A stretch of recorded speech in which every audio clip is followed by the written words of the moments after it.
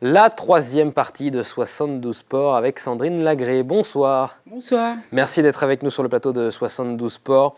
On parle de l'équipe de France des transplantés, parce que vous êtes membre justement de cette équipe de France des transplantés. Est-ce que vous pouvez expliquer à nos téléspectateurs d'abord à quoi correspond cette équipe et quels sont ses objectifs?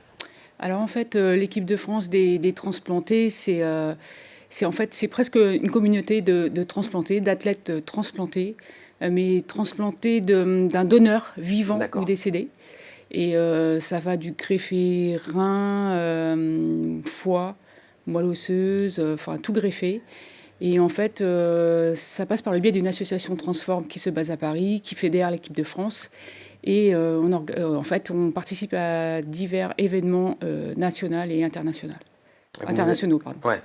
Et vous avez été greffé de la moelle osseuse en 2012. 2012, oui. Et c'est à la suite de cela que vous avez intégré cette équipe de France, parce que le sport a toujours été dans votre vie une passion. Je suis une sportive dans l'âme depuis toute petite.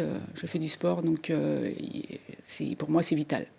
Les Jeux mondiaux, parlons-en, les Jeux mondiaux, puisqu'il y a des Jeux mondiaux justement pour les transplantés.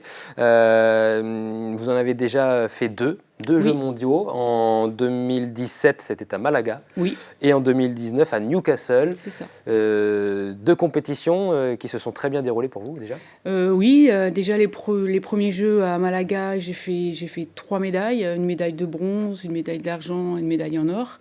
Et à Newcastle, je ramène 4 médailles d'argent. On peut participer à plusieurs disciplines, hein, c'est ça? Oui, 5 maximum par athlète. Donc c'est très rare qu'un athlète participe à 5 disciplines, car c'est une compétition qui dure une semaine. Donc tous les jours, en fait, on est sur les sites pour pratiquer la discipline.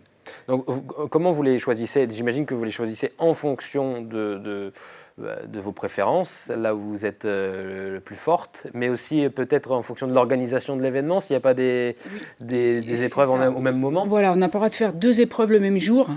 Donc moi, je regarde la liste des sports, parce que je suis très sportive, j'aime tous les sports. Ouais. Et je prends les sports que je préfère et que je pratique.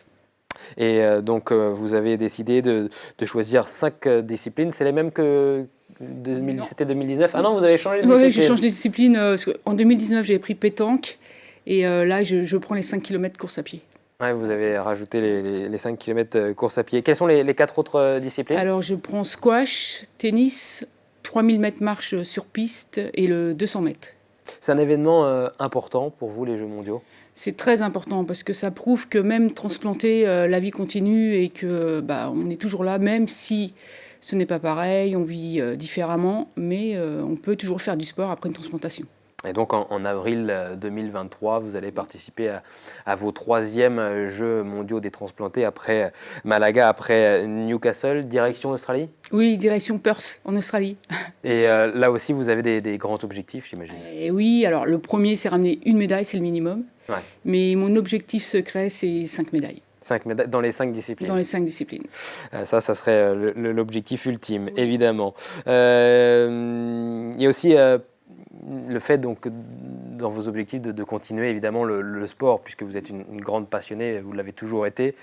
Et c'est aussi, chez vous, il y a une volonté de remercier aussi les donneurs. Hein. Tout à fait, il y a une volonté de remercier les donneurs vivants, décédés.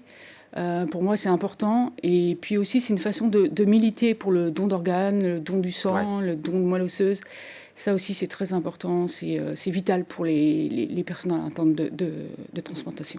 Il y a une grande délégation qui va partir en Australie? En Australie, moins que d'habitude, parce que le budget, c'est à nos frais. Enfin, en fait, donc, on est à peu près 35 à 40 athlètes français. Ouais.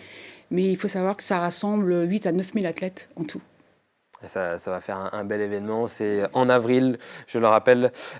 C'est quand en avril exactement? Du 15 au 21 avril. Du 15 au 21 avril. On suivra ça évidemment sur LMTV Sarthe. Et on ne manquera pas de relayer vos exploits, on l'espère. C'est quoi votre discipline de prédilection, où il y a le plus de chances que vous rameniez une médaille d'or? Squash. Le squash? Le squash, oui. Je ramène à chaque fois une médaille d'argent. Après le 3000 mètres, j'ai ramené l'or une fois, l'argent la deuxième fois.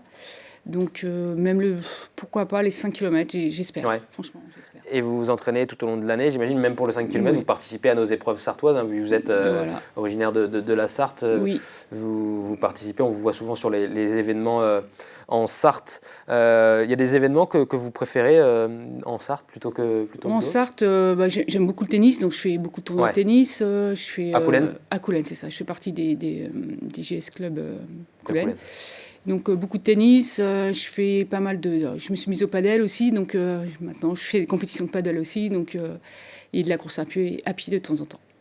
Effectivement. Merci beaucoup, en tout cas, Sédrine Lagré, d'être venue sur le plateau de 72 Sport. On vous souhaite Merci à vous. les meilleurs résultats possibles. Merci. Donc, en Australie, on suivra ça à Perth, donc pour 5 disciplines au total. On espère que vous ramènerez 5 médailles sur ce plateau. C'est tout le mal qu'on J'espère vous aussi. souhaite.